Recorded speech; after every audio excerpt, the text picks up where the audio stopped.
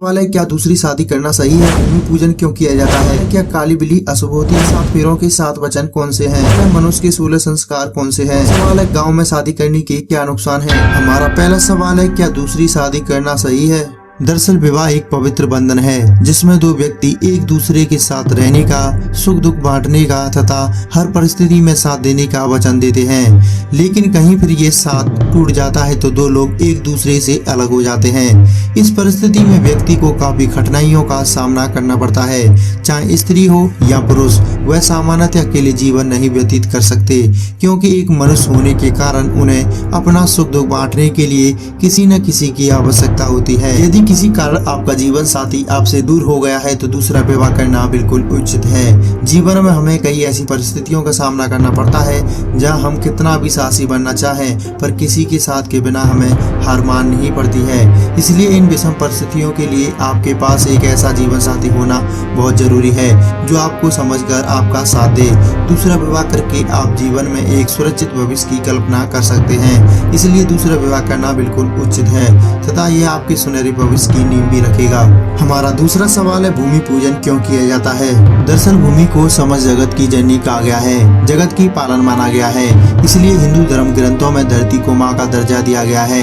हम सभी जानते हैं कि हमें रहने को घर, खाने को अन्न, नदियाँ, झरने, गलियाँ, सड़कें सब धरती के सीने से ही मिलती हैं। इसलिए हमारे शास्त्रों में भूमि पर कोई भी कार्य करने से पहले, जैसे घर बनवाना, इमारतें बनवाना, नहर बनवाना, पुल बनवाना आदि से पहले भूमि पूजन किया जाता है।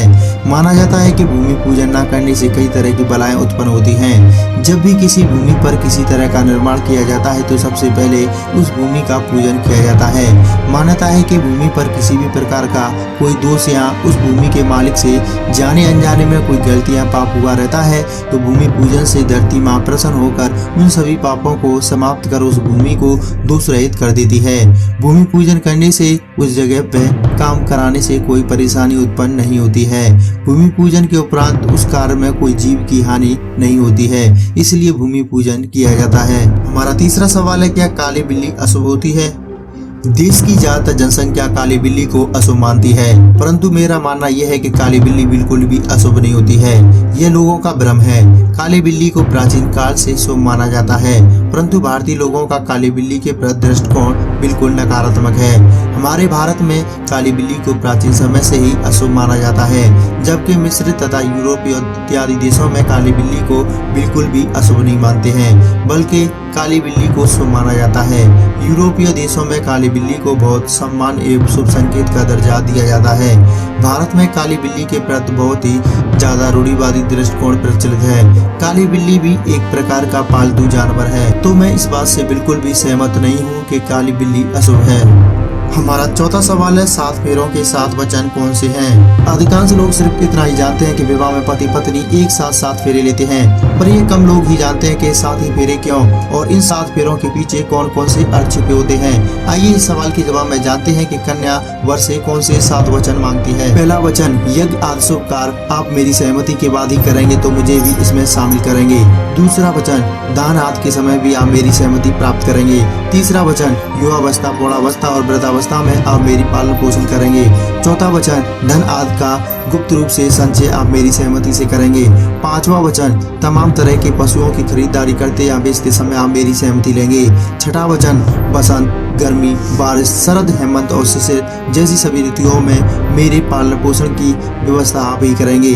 सातवां वचन, आप मेरी सहेलियों के सामने कभी मेरी हंसी नहीं उड़ाएंगे और न कि कटु शब्दों का प्रयोग करेंगे।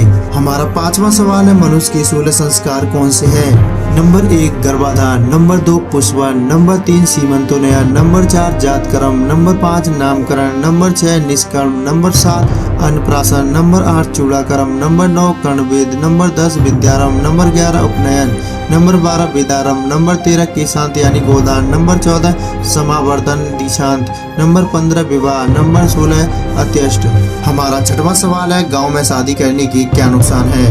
नंबर 1, आपको एक ऐसी औरत मिलेगी जो घर का सारा काम जानती है और आपकी माँ को उसे कुछ बताने की जरूरत नहीं होगी, तो हो गया ना सासू माँ का टाइम खराब। नंबर 2, वो घर को बिल्कुल साफ सुथरा बनाए रखने में पूरी कोशिश करेगी, जिससे आपको नौकरानी की जरूरत नहीं होगी। तो हो गया ना आपके स्टेटस का नुकसान, क्योंकि आजू बाजू में सबके घर में नौकरानी होंगी। नंबर 3, वो कभी आपको धोखा नहीं देंगी और अपनी लाज बचाएंगी, तो फिर आपके दोस्तों के साथ हंसी मजाक कौन करेगा। नंबर 4, वो बिना सोचे समझे आपकी हर बात पर अमल करेंगी, चाहे वो सही हो या गलत, तो आपको कोई जबानजोरी वाला नहीं मिल पाएगा। नंबर 5, वो शुरू से ही संस्कार से भरी होगी और सूट सलवार या साड़ी में ही अपना पूरा जीवन गुजार देगी, तो आपको लगेगा कि मैं सोसाइटी में कैसे मुंह दिखाऊंगा। नंबर 6, वो आपका साथ आपकी गरीबी में भी भरपूर देगी और आपके साथ रहेगी, तो आपका नुकसान ये है कि फिर आप किसी और से शादी नहीं कर सकते। दोस्तों, उम्मीद करूंगा आज का ये वीडियो आपको जरूर पसंद आया होगा।